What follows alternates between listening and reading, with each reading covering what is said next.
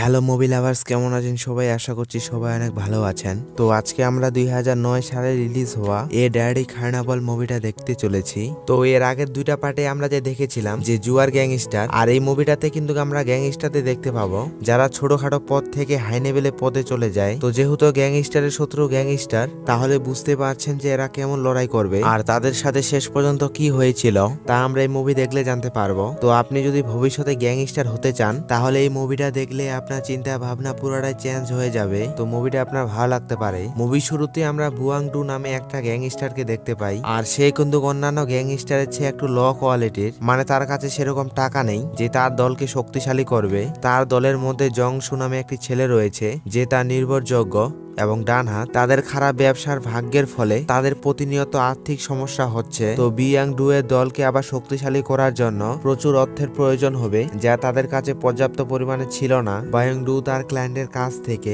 সফলভাবে ঋণ সংগ্রহণ করার পর টাকা জমা দিতে তার উচ্চতর সাংচুলের কাছে চলে যান। এখন তার বস তার এই কাজের জন্য কিছু টাকা দেন। তো বায়াং ডু এখানে আরো বেশি টাকা চান, কারণ তার লোকেরা বেঁচে থাকার জন্য সংগ্রাম করছে, এমনকি তার নিজের পরিবারের জন্য অর্থের প্রয়োজন, আর তা না হলে তার পরিবারকে বাড়ি থেকে বের করে দেবে। তবে যেই হোক, তার বস কোনো তার প্রতি ক্ষিপ্ত হয়ে ওঠেন এবং তাকে একটা থাপড় মারেন। তো যার জন্য চুরি করে সেই বলে চোর। এরপরে বিয়াং ডু সংগঠনের নেতা প্রেসিডেন্ট হোয়াং এর সাথে দেখা করেন। তিনি তার এই এত বড় কাজের জন্য প্রশংসা করেন, আর এর উপলক্ষে তাকে একটা পার্টিতে আমন্ত্রণ জানায়। আর প্রেসিডেন্ট হোয়াং কিন্তু সাংচুলের মতো নন, মানে ব্যবহারে একটু ভালো হয়তো, কিন্তু সে তার অবৈধ ব্যবসা নিয়ে চিন্তিত থাকে এবং তিনি সংচুলকে বাইডুকে একটা নতুন জুয়া খেলার রুমে পরিচালনা করতে দেয়, যা তারা খুলতে চলেছে। যখন তারা এইসব বিষয়ে কথা বলছে, তখন প্রেসিডেন্ট হোয়াং একজন পাবলিক প্রসিকিউটরের কাছ থেকে একটি ফোন কল পান, যিনি তাকে কিছুদিন ধরে বিরক্ত করছেন। তো এখন প্রেসিডেন্ট হোয়াং সাংচুলকে অনুরোধ করেন যেন তাকে সরিয়ে দেন। তবে যেই হোক, সাংচুল কিন্তু পাবলিক প্রসিকিউটরকে সরিয়ে দেওয়ার মতো সাহস পায় না এবং তিনি এই বিষয়টি প্রত্যাখ্যান করেন। এই সময় বায়ং ডু তার উচ্চ পদস্থ ব্যক্তিকে অসন্তুষ্ট করার সাহস পায় না, তাই সে নীরবই থাকে। তারা পরের দিন জুয়া খেলার নতুন ঘরের উদ্ভাবনী উদযাপন করছে, আর বায়ং ডু এবং জংশো একটু হলেও স্বস্তি পায়, কারণ তাদের এখন চাহিদা মেটানোর জন্য অতিরিক্ত টাকা থাকবে, কিন্তু তা ক্ষণিকের সময়ের জন্য, কারণ সেটা আমরা একটু পরেই জানতে পারবো। আর এই সময়ের মধ্যে বায়ং ডু এর ছোটবেলাকার বন্ধু মিনহো সেখানে হাজির হয়। এরপরে তারা কাছাকাছির একটা রেস্টুরেন্টে যায়, যেখানে মিনহো বলে যে সে একজন চলচ্চিত্রের পরিচালক এবং বর্তমানে একটি গ্যাংস্টার চলচ্চিত্রের কাজ করছে। তো মুভিতে কিছু সত্য দিক তুলে ধরার জন্য তিনি বায়ং ডু এর সাক্ষাৎকার নেন, যাকে তিনি প্রকৃত গ্যাংস্টার হিসেবে গণ্য করেন। কিন্তু বায়ং ডু কিছু বলতে যাবে, তখনই তিনি একটা ফোন কল পান, যেখানে তাদের নতুন জুয়া খেলার ঘরে কিছু গ্যাংস্টার আক্রমণ করেছে, আর তখনই বায়ং ডু সেখানে ফিরে আসে।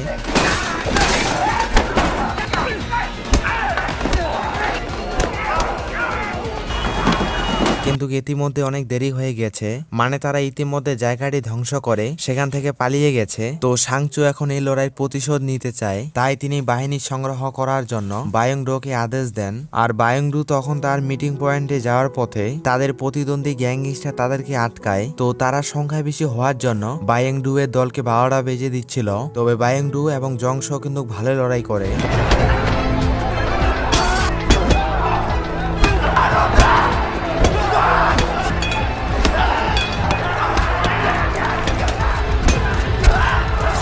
তো এই সময়ের মধ্যে সেখানে সাংচুল উপস্থিত হয় এবং পরিস্থিতি নিয়ন্ত্রণে রাখার জন্য পরিচালনা করে। তো সাংচু ঘটনাক্রমে একজন শত্রুকে ছুরিঘাতক করে, আর এটা ছিল তার সবচেয়ে বড় ভুল। মানে গ্যাংস্টার জগতে একজন গ্যাংস্টার আরেকজন গ্যাংস্টারকে মারতে পারবে না, কারণ এর জন্য তারা পুলিশের সাথে ঝামেলায় পড়তে পারে। প্রেসিডেন্ট হোয়াং, সাংচুল এবং বিয়াং ডু তাদের সাথে এই ঘটনাগুলো ঘটে যাওয়ায় কিভাবে তারা বাঁচতে পারে সেই বিষয় নিয়ে আলাপ আলোচনা করে। তবে সাংচুল কিন্তু টাকার বিনিময়ে মামলাটিকে একটু ঠান্ডা রেখেছিল এবং তার বদলে ইয়াং পিলকে কিছুদিনের জন্য জেলে পাঠাবে, আর এই কাজের জন্য তাকে প্রচুর পরিমাণে টাকা দেওয়া হবে এবং সেই জুয়ার আসরটি চালাতে দেওয়ার সিদ্ধান্ত নেন। আর এই কথা শুনে তো বায়ং ডু হতাশ, কারণ তার একটা আয়ের অংশই তার কাছ থেকে নিয়ে নিচ্ছে, যা ইতিমধ্যে খুবই তার প্রয়োজন ছিল। তো বায়ং ডু এখন তাকে আবার পুনর্নির্বাচন করার জন্য অনুরোধ করে, কারণ তার দলের জন্য এবং তার পরিবারের জন্য অর্থের প্রয়োজন ছিল। কিন্তু সাংচুল তার কথা শুনে না। আর ইতিমধ্যে সেখানে প্রেসিডেন্ট হোয়াং প্রসিকিউটর পার্কের সাথে মিটিং শেষ শেষ করার পর তিনি কিছু সময়ের জন্য বায়াংডুকে বিরক্ত করছিল এবং বিয়াংডু গাড়িতে করে তাকে তার বাড়িতে নিয়ে যায়। তো যাওয়ার পথে তিনি বায়াংডু এর সমস্যার কথা জিজ্ঞাসা করেন। বায়াংডু এটাতে সুযোগ বলে মনে করে, তাই সে শুরু থেকে যা হয় যে সবকিছু শেয়ার করে। তো তারা কথা বলার পরে বায়াংডু বুঝতে পারে যে এটি চলতে পারে না, কারণ এরকম করে চলতে থাকলে তার দল এবং তার পরিবারের 12টা বেজে যাবে। তার কর্মজীবনকে এগিয়ে নিয়ে যেতে হবে। তাই তিনি প্রেসিডেন্ট ইয়াং এর বাসভবনে ফিরে আসেন এবং তিনি সেই প্রসিকিউটরকে হত্যা করার কাজটি নেন। এরপরে তিনি তার সবচেয়ে বড় বিশ্বস্ত উপদেষ্টা জংশো এর কাছে পরামর্শ করেন। জংশো বায়াংডু এর সিদ্ধান্তে বিশ্বাস করেন এবং পরিকল্পনা অনুসরণ করেন। পরের দিন মিনহো বায়াংডুকে তার বিদ্যালয়ের একটা অনুষ্ঠানে নিয়ে যান, আর মিনহো কিন্তু তাকে তার হাই স্কুল প্রেমিকার সাথে একত্রিত করতে চান, যার নাম হিয়ংজু। বায়াংডু লক্ষ্য করেন যে তার হাই স্কুলের প্রেমিকা সেখানে উপস্থিত আছেন। তারা একে অপরকে দেখে কিছুটা হতবাক হয়ে যায়, কিন্তু পুনরায় তাদের সম্পর্ক জড়িয়ে তোলার চেষ্টা করে। তারা যখন একসঙ্গে তাদের সময় উপভোগ করছে, তখনই বায়াংডু জংশো এর একটা কল পায়, যেখানে তিনি পর্যাপ্ত তথ্য সংগ্রহ করেছেন এবং তাদের পরিকল্পনা বাস্তবায়নের জন্য প্রস্তুত ছিল। আর ফলস্বরূপ তারা প্রসিকিউটরকে অনুসরণ শুরু করে এবং ভালো একটা মুহূর্তের জন্য অপেক্ষা করে। এটি তাদের প্রথম কাজ হওয়া সত্ত্বেও খুদভাবে পরিকল্পনাটি কার্যকর করে প্রসিকিউটরকে হত্যা করার পর বায়াংডু প্রেসিডেন্ট ইয়াং এর কাছ থেকে যত টাকা চেয়েছিলেন তা সব পায় এবং একটা বড়সড় দায়িত্বও পান। তবে তারা এই বিষয়ে কাউকে না বলার সিদ্ধান্ত নেন, যাতে তারা এই বিষয় নিয়ে ঝামেলায় না পড়ে। সাংচুল খুনের কথা জানতে পারে এবং তিনি গ্যাংস্টারদের ডেকে একটা সংগঠন তৈরি করেন, যেটা বিয়ংডু এর জন্য হুমকি হতে পারে।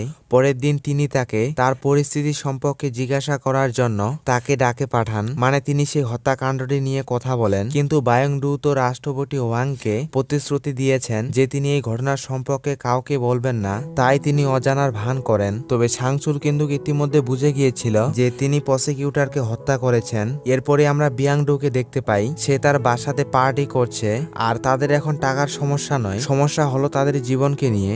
বায়াংডু কিন্তু সচেতন, কারণ সাংচুল তাকে যে কোনো সময় মেরে ফেলতে পারে। তো তাদের কৌশল পরিকল্পনা করার সময় বায়াংডু এর বন্ধু মিনহো তার মুভিটি তৈরি করার জন্য বায়াংডু এর কাছে সাহায্য চান, যে একজন গ্যাংস্টারের সাথে কি কি ঘটনা ঘটে এবং তারা কিভাবে ছোট গ্যাংস্টার থেকে বড় গ্যাংস্টার হয়ে যায়। এরপরে আমরা বায়াংডুকে একটা বইয়ের দোকানে দেখতে পাই, আর হাইনজু কিন্তু সেই বইয়ের দোকানে কাজ করে। তো যাই হোক, এরপরে তারা দুজনে একসাথে সময় কাটায়। এরপরে দৃশ্যে আমরা সাংচুলের বোনের বিয়ের দিন দেখতে পাই। সেখানে বায়াংডু এবং তার লোকেরা তাদের পরিকল্পনা বাস্তবায়ন করতে চায়, তবে তারা স্বাভাবিকভাবে কাজ করে এবং উপযুক্ত মুহূর্তের জন্য অপেক্ষা করে। প্রথমে তারা ইয়াং পিলকে অপহরণ করে এবং তার অবস্থা 12টা বেজে দেয়। এরপরে বায়াংডু সাংচুলকে টয়লেট পর্যন্ত অনুসরণ করার পর একাই তাকে সরিয়ে দেন।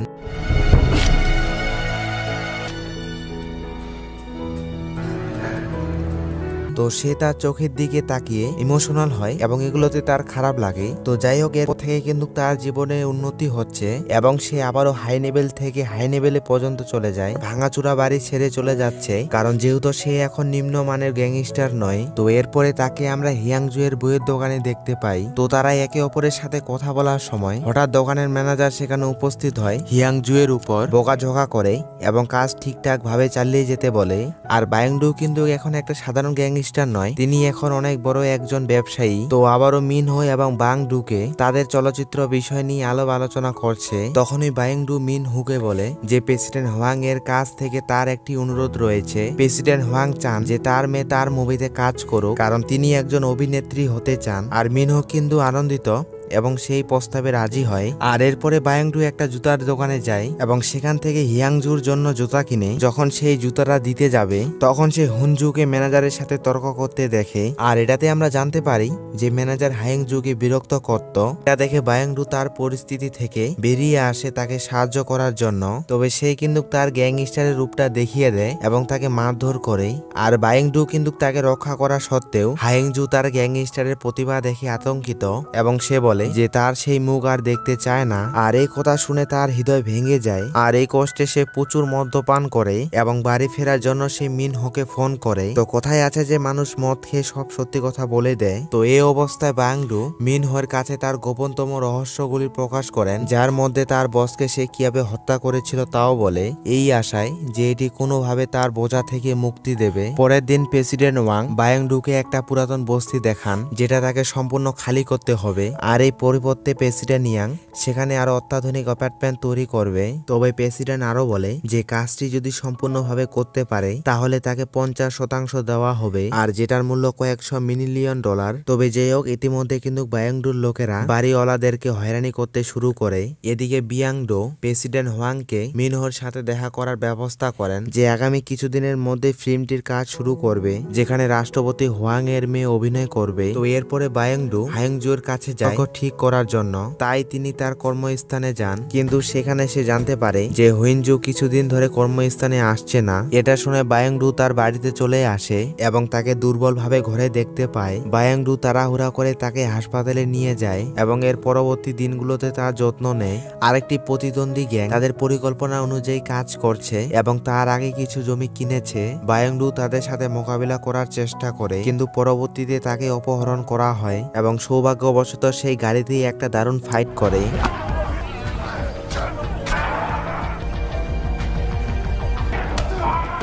আর এর মধ্যেই তিনি সফলভাবে প্রেসিডেন্ট হোয়াং এর কাছ থেকে বাড়িওয়ালার সমস্ত অনুমোদন পেশ করেন। এটা দেখে তো প্রেসিডেন্ট হোয়াং কিছুটা চমকে গিয়েছিলেন। এরপরে সিনেমাটি মিনহোর শুটিং এ কেটে যায়, যিনি গ্যাংস্টারের ফিল্মটি তৈরি করছিলেন। তো বায়াংডু এখন তার বন্ধুর পরিবর্তে তিনি অভিনেতাদের শিখান যে কিভাবে একজন সত্যিকারের গ্যাংস্টারের মধ্যে লড়াই করতে হয়, এবং মিনহো তার বন্ধুকে বলে যে এই মুভিটা সত্যিকারের একজন গ্যাংস্টারের সম্পর্কে তৈরি করা হবে। সেই রাতে আবার বায়াংডু হায়ংজুর জন্য একটা ফুলের তোড়া নিয়ে আসে।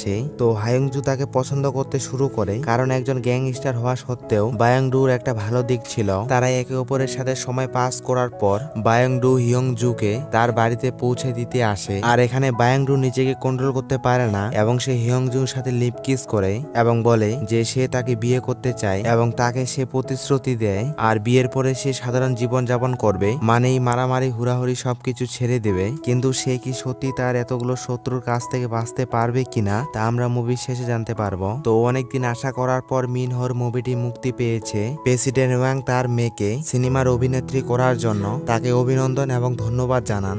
আর এদিকে বায়াংডু এবং তার পরিবার হায়ংজুর সাথে ডিনার করছেন। তো ছবিটি মুক্তি পাওয়ার পর প্রেসিডেন্ট ইয়াং তাকে কল করেন এবং তাকে হলে সেই মুভিটা দেখতে বলেন। তো বায়াংডু সিনেমাটি দেখে বুঝতে পারেন তার গ্যাংস্টার লাইফে ঘটে যাওয়া ঘটনাগুলি সবগুলো দিকেই মুভিটাতে তুলে ধরা হয়েছে।